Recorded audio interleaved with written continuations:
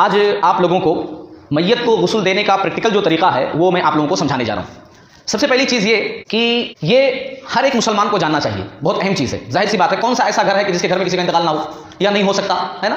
तो ये चीज़ हर एक मुसलमान के लिए जानना बहुत ज़रूरी है। दूसरी चीज़ ये है कि मैयत को जब हम गुस्ल देते हैं ना तो होना ये चाहिए कि कोई तख्ता वगैरह हो, है ना, कोई तख्ता वगैरह हो, है ना।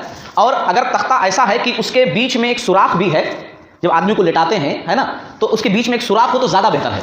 और अगर नहीं है, कोई चारपाई ही है, कोई तख्ता है एकदम नॉर्मल ऐसा, तब भी काम चल जाता, कोई बात नहीं है। लेकिन तख्ता हो इसलिए कि ताकि उसके छींटे पानी वगैरह के जो है आपके ऊपर ना पड़े, है ना, जो आप गलास वगैरह साफ करें वो छींटे ना आए, है ना, तो ऊपर थोड़ा रहे अच्छे तरीके से, मैयत के ऊपर फिर वो दोबारा ना आ सके। एक और बात यहां जान लीजिए कि मैयत को लिटाने में कोई सिमत का जो है लिहाज नहीं किया जाएगा कि पूरा पश्चिम उत्तर दक्षिण किस तरफ लिटाया जाए गुस्ल देने के लिए। आप जिस तरफ सहूलत आपको हो उस तरफ आप लिटा सकते हैं, है ना। अब मैयत को इस तरीके से जो है आप लिटा दिए।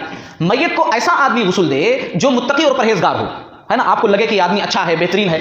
और अगर घर का कोई आदमी है तो ज्यादा बेहतर है, घर का कोई आदमी है ज्यादा बेहतर है, ताकि वो अगर मैयत के अंदर बाई चांस कोई ऐब वगैरह देखे तब भी छुपा ले, पहली चीज ये। और दूसरी चीज ये कि मैयत की साफ सफाई इस तरीके से करे कि जिस तरह माँ अपने बच्चे की साफ सफाई करती है ना, गलाज़त साफ करती है। अब कोई आदमी ऐसा है, आप उसको गुस्ल देने के लिए बोल दिए, अब वो आदमी घिन महसूस कर रहा है, तो वो मैयत की सफाई कैसे करेगा?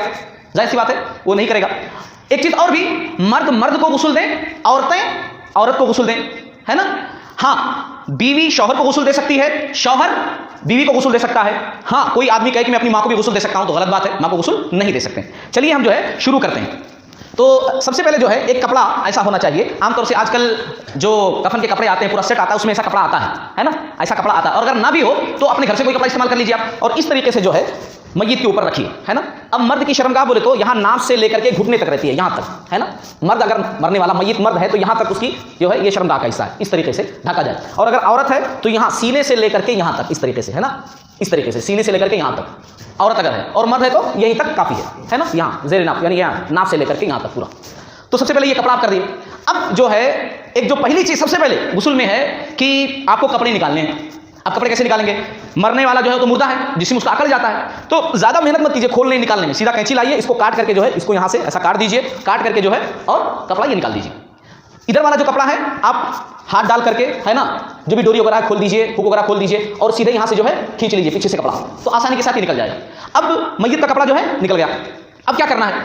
सेम गुस्ले जनाबत की तरह, गुस्ले जनाबत आता ना, गुस्ले जनाबत अगर आप लोगों के माइंड में है तो मैयत को गुस्ल देने का तरीका बड़ा आसान है, कोई टेंशन की बात नहीं है। अब हम लोग घबराते हैं, वो क्या है, लोग ऐसा सोचते हैं कुछ गलत हो गया तो क्या मैयत उठ जाती, आकर के सताती, ऐसा होता वैसा, कुछ भी एकदम सिंपल सादी सी चीज है ना, एकदम सादा सा तरीका है। आपको गुस्ले जनाबत आता, समझ लीजिए आप मैयत को गुस्ल आसानी के साथ दे सकते हैं, बस हिम्मत की जरूरत है, बड़ा आसान सा तरीका है। अब इस तरीके से क्या नाम है, कपड़ा यहाँ पर रखा हुआ है, आप मैयत का कपड़ा भी निकाल दिए। अब आपको क्या करना है, सीधे सीधे इस तरीके से अल्हम्दुलिल्लाह एक ऐसा हेल्प करने वाले रख लीजिए, और ये पेट का जो हिस्सा है ना इस पर दबाइए ऐसा, इस तरीके से, तो सर पकड़कर उठाइए और पेट दबाइए। पेट इतनी जोर से मत दबाइए कि क्या नाम है कि बहुत जोर से हो, है ना। मैयत के ऊपर भी कोई ऐसा जोर नहीं डालना चाहिए जो गलत महसूस हो, है ना, जिससे कुदरती अंदाज में करते हैं ना, यानी एक जिंदा आदमी के साथ, वैसे ही आप पेट का हिस्सा जो है दबाइए। क्यों ऐसा दबाने के लिए कहा गया है? ऐसा करने से क्या फायदा है? आदमी जब मर जाता है ना या सो जाता है, सोना भी मरने की तरह, आदमी सो जाता है या मर जाता है तो उसके पेशाब पैखाने के जो रास्ते हैं वो ढीले हो जाते हैं। इसीलिए देखिए इस्लाम के अंदर कहा गया है कि आदमी जब सो गया, उसको नींद आ गई, उसका वजू टूट गया, है ना, नींद नाक़िज़ वजू में से, तो आदमी जब सो गया, आंख उसकी लग गई या मर गया तो उसके पेशाब पैखाना के रास्ते ढीले हो जाते हैं। तो जिसकी वजह से आप इस तरीके से जब सर पकड़ करके उठाएंगे इस तरीके से और उसका पेट ऐसा दबाएंगे ना, तो क्या होगा कि उसके जो अंदर गलाजत है वो गलाजत जो है निकल जाएगी आसानी के साथ, गलाजत उसकी निकल गई। अब जैसा मैंने जिक्र किया था कि बेड के अंदर जो आप रखे उसमें अगर सुराख है तो वो गलाजत नीचे गिर जाएगी। अब नीचे कोई भी आप बर्तन रखे हुए हैं, कोई भी चीज मिट्टी वगैरह रखे हुए हैं ताकि वो फैले नहीं, है ना, नीचे, या अगर नहीं है सुराख, है ना, तो आप क्या करेंगे कि अब वो गलाजत आपको साफ करनी है तो कफन के साथ एक ऐसा पॉकेट टाइप का आता कपड़ा, दस्ताने टाइप का, या अगर वो नहीं है तो आप अपने घर से कपड़ा को इस्तेमाल कर लीजिए। एक बात अच्छी तरीके से जान लीजिए कि मैयत के लिए पर्दा बहुत जरूरी है, आप ओपन में ऐसा गुस्ल नहीं देंगे। दूसरी चीज, आप उसकी शर्मगाह के किसी भी हिस्से को बगैर कपड़े के नहीं छू सकते हैं, है ना, बगैर कपड़े के नहीं छू सकते हैं। आपके हाथ में दस्ताना हो गया, आप कपड़ा लगा लिया हाथ में, और फिर उसके बाद जो है इस तरीके से, अब ये कपड़ा इधर ही है, ये कपड़ा इधर ही है, आप क्या करेंगे कि थोड़ा सा उसका हिस्सा जो है इस तरीके से करके ना आप उसकी सफाई पूरी करेंगे अच्छे तरीके से। पूरी साफ सफाई करने के बाद इधर से जो आपके साथ हेल्प करने वाले होंगे वो पानी डालेंगे, पूरा अच्छे तरीके से साफ कर दिया आप। फिर ये जो है पूरी सफाई करने के बाद गलाजत, मतलब सफाई आप जैसा भी कर सकते हो आपको आसान दिखे, आप सफाई कर दिए, ये दस्ताने वगैरह जो है ना गलाजत लग गई थी, इसको निकाल करके आप फेंक दिए, इसको आप फेंक दिए अच्छे तरीके से, इसकी साफ सफाई आप कर दिए। इस तरीके से उठा करके आप बार बार जो है पानी डाल करके, जब तक गलाजत अच्छे तरीके से साफ ना हो जाए तब तक आप पानी डालते रहेंगे, है ना। उसमें 1 मरतबा 2 मरतबा 3 मरतबा की बात नहीं, आप पूरी साफ सफाई कर दी अच्छे तरीके से। चलिए, आप जो है गुस्ले जनाबत में भी ऐसी होता ना, सबसे पहले क्या करना रहता, गलाजत को साफ करना रहता। अब क्या करना रहेगा, आपको बिल्कुल वजू कराना है। वजू गुस्ले जनाबत में ऐसी होता, वजू करना रहता। अब आदमी मर चुका है तो जाहिर सी बात है अब वजू खुद तो नहीं करेगा, आप वजू कराएंगे कैसे? आप सबसे पहले बस बिल्कुल सादी सी चीज, आप ये जो है पहले हाथ उसका दिलाइए, यहां तक हाथ धुलाए ना, फिर उसके बाद दूसरा हाथ धुलाए, और दूसरा हाथ धुलाने के बाद फिर क्या करना रहता, अब आपको क्या नाम है, उसको कुल्ली कराना है ना, कुल्ली कराना है, नाक में पानी डालना है। अब आदमी मर चुका है तो उसको कुल्ली कैसे कराएंगे, जाहिर सी बात है पानी डालेंगे तो फिर कैसे निकालेंगे? तो आप पानी लेकर सिर्फ उसके होठों पर ऐसा फिरा दिए तब भी काफी है, या नहीं तो आप रुई ले लेना, रुई में थोड़ा पानी लगा लिए और अंदर की सफाई करके रुई फेंक दिए, है ना। नाक में पानी डालना है, खाली पानी लगाकर आप नाक ऐसा कर दिए तब भी काफी है। या अगर नहीं तो आपको गलाजत दिख रही है तो आप क्या नाम है, एक रुई को ऐसा बना लीजिए, लपेट लीजिए और नाक में ऐसा डाल करके उसको साफ कर दीजिए, रुई को फेंक दीजिए। बस समझ में आ रही है? उसके बाद आप चेहरा धुलेंगे, चेहरा जब धुलेंगे, दाढ़ी वगैरह है तो दाढ़ी वगैरह को भी अच्छी तरीके से धुल देंगे, पूरा चेहरा धुल दिए। फिर उसके बाद हाथ जिस तरह उसमें धुला जाता है यहाँ तक, ये भी हाथ यहाँ तक, है ना। और फिर उसके बाद क्या नाम है, एक चीज और भी जान लीजिए कि अगर मैयत जो है औरत है ना, अभी तो मर्द के बारे में समझा रहे हैं, अगर मैयत औरत है तो उसके बाल खोल लेना चाहिए, उसके बाल जो है खोल लेना चाहिए। अल्लाह के नबी सल्लल्लाहु अलैहि वसल्लम की बेटी का इंतकाल हुआ, उम्मे अतिया रज़ियल्लाहु ताला अन्हा, जो गुस्ल उनको दी थी, वो कहती हैं कि अल्लाह के नबी सल्लल्लाहु अलैहि वसल्लम ने कहा कि बाल खोल दो, 3 चोटियां बना दो। तो 3 चोटी बनाई, यानी 3 चोटियां, चोटी का मतलब समझते हैं ना, 3 चोटी बना दिए और 3 चोटी बनाकर पीछे जो है डाल दो, अच्छी तरीके से धुलकर पीछे जो है डाल दो, पैर धुल दिए फिर उसके बाद मैयत के। अब हो गया मुकम्मल वजू। बात समझ में आ रही है ना, है ना। मसा इसमें नहीं है, क्योंकि आप जब ये फेस धुलेंगे तो जाहिर सी बात है सर वगैरह भी आप अच्छे तरीके से साफ कर देंगे। मसा सर का इसीलिए किया जाता है ताकि सर की सफाई हो जाए। तो चेहरा जब आप धुलेंगे ना तो वो मसा जो है समझ लो हो गया। गुस्ले जनाबत के अंदर जो हम गुस्ल करते हैं, है ना, तो उसमें सर का मसा नहीं है, उसमें जो वजू करते हैं सर का मसा नहीं है। क्यों? इसलिए कि पानी तो नहाना ही है ना, उसमें सर का मसा कहां से रहेगा, तो इसमें भी सर का मसा नहीं है। जब फेस हम धुलेंगे तो सर भी साफ हो जाएगा। बात समझ आ गई यहां तक? अब देखिए, अब है गुस्ल, अब है मैयत को गुस्ल देना। अब आप क्या करेंगे, पानी जो गर्म करके रखे हैं बैरी के पत्तों के साथ, बैरी के पत्ते आसानी से मिल गए तो अच्छी बात है, नहीं मिले तो कोई बात नहीं है, सुन्नत है, अगर मिल गए तो जरूर इस्तेमाल करना चाहिए। और अल्हम्दुलिल्लाह हमारे पास तो आसानी से मिल जाती हैं चीजें। अल्लाह के नबी सल्लल्लाहु अलैहि वसल्लम की हदीस है कि बैरी के पत्तों के साथ जो है पानी गर्म कर लीजिए, क्योंकि वो मैल की अच्छी तरीके से सफाई कर देता है। वो पानी ला करके आप सबसे पहले दाहिने तरफ से डालिए, है ना, दाहिने तरफ से डालिए, फिर बाएं तरफ डालिए, इस तरीके से, है ना, दाहिने तरफ से शुरुआत कीजिए और फिर बाएं तरफ डालिए। फिर उसके बाद क्या कीजिए कि जहां आपको महसूस हो मैल ज़्यादा रहता है, जैसे कान के पीछे है, यहाँ गले के पास है ना, हाथों की उंगलियों में है, पैरों की उंगलियों में है, जहां जहां आपको महसूस हो कि हाँ मैल हो सकता है, और अगर ऐसी जगह जो शर्मगाह के पास वाली जगह अगर वहां आपको मैल निकालना है तो फिर आप दस्ताने इस्तेमाल करेंगे, बगैर दस्तानों के वहां पर हाथ आप नहीं डालेंगे। तो इस तरीके से मैल की सफाई करने के बाद यहाँ एक चीज़ और भी जान लीजिए, आमतौर से परेशानी क्या होती है पीठ वगैरह की साफ सफाई में।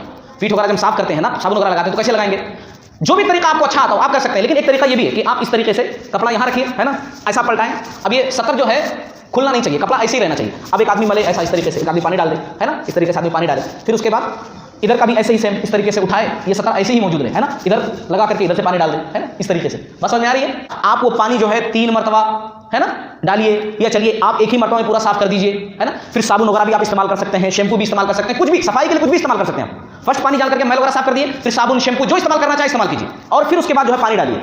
लास्ट पानी जो है वो खुशबूदार होनी चाहिए। अपने पास क्या खुशबू के लिए इस्तेमाल करते हैं, काफूर इस्तेमाल करते हैं। हदीस के अंदर बात आई हुई काफूर वगैरह, यानी लास्ट पानी जो आप डालेंगे मैयत के ऊपर ना, वो काफूर वाला, खुशबू वाला, है ना, ताकि क्या नाम है फरिश्ते वगैरह आते हैं ना मैयत के पास, तो काफूर वाला पानी आप डालिए। और ये जो पानी डालने की बात मैं कर रहा हूं, आप 3 मरतबा भी डाल सकते हो, 5 मरतबा भी डाल सकते हो, 7 मरतबा भी डाल सकते हो, जरूरत पड़े तो इससे ज्यादा मरतबा भी डाल सकते हो। जब तक क्या नाम है आप मुतमईन ना हो जाएं तब तक आप डाल सकते हैं। मगर हदीस के अंदर क्या है, 3, 5, 7 इस तरीके से अदद आए हुए हैं। अब आमतौर से हदीस के अंदर 3 ही मरतबा आया हुआ है, वजह क्योंकि अरब के अंदर जाहिर सी बात है पानी की किल्लत थी, 3 मरतबा बस हो जाता था। अगर 3 मरतबा बस हो जाए तो बेहतर है। तो ये जो है मुख्तसरन मैंने मैयत को गुस्ल देने का जो है तरीका आप लोगों के सामने रखा है, जिसमें से पहली चीज जो मैंने जिक्र की कि मर्द को, औरत को गुस्ल दे। दूसरी चीज ये कि कोई मुत्तकी अच्छा आदमी गुस्ल दे, ताकि अगर कोई ऐब भी मैयत के अंदर देख ले तो छुपा ले। दूसरी चीज मैयत की साफ सफाई उस तरह करे जिस तरह मां अपने बच्चे की करती है। तीसरी चीज साफ सफाई करने के बाद, है ना, गला से तो गला साफ करने के बाद वजू कराया जाए, वजू कराने के बाद फिर गुस्ल कराया जाए उस पानी से जिसमें बैरी के पत्ते डाले होते हैं, और लास्ट पानी जो है काफूर वाला इस्तेमाल किया जाए। अब ये क्या नाम है, मुकम्मल तौर से गुस्ल जो है मैयत का हो गया, है ना, अच्छे तरीके से। अब जो है ये कपड़ा जो है हटाना है ना, अब गुस्ल हो गया ना, ये कपड़ा जो है अब आपको हटाना है, गीला है। तो आप क्या करेंगे, एक बड़ा कपड़ा लाएंगे, है ना, अक्सर जो कफन वगैरह के कपड़े आते हैं उसमें कपड़ा रहता है, एक बड़ा कपड़ा लाएंगे पूरा, है ना, इस तरीके से आप इसके ऊपर फिर से रखेंगे ऐसा, है ना। आप फारूक भैया पकड़िए ऐसा, इधर यहाँ पर, यहाँ अब उसको छोड़ दीजिए, यहाँ इस तरीके से आप पकड़े ना, और पकड़ने के बाद अब ये सतर जो है बिल्कुल छुपा हुआ है, और नीचे वाला जो कपड़ा है ना इस तरीके से जो है खींच लेंगे। जो गीला कपड़ा था आसानी के साथ निकल गया, और ऊपर जो है नया कपड़ा आ गया। इधर से मत खींचेगा, इधर से खींचेंगे तो क्या होगा, ये कपड़ा भी सिमटते हुए आ जाएगा, है ना। इधर से नहीं खींचे, इधर से ही खींचे, और इधर से एक आदमी पकड़े रखे। तो ये हो गया मुकम्मल मैयत को गुस्ल देने का तरीका। बस समझ पूरी आ गई है। ये सारी बातें जो मैंने जिक्र की हैं हदीस की रोशनी में, सही बुखारी किताबुल जनाइज के अंदर और अबू दाऊद किताबुल जनाइज के अंदर ये सारी अहादीस मौजूद है, वहां आप देख सकते हैं।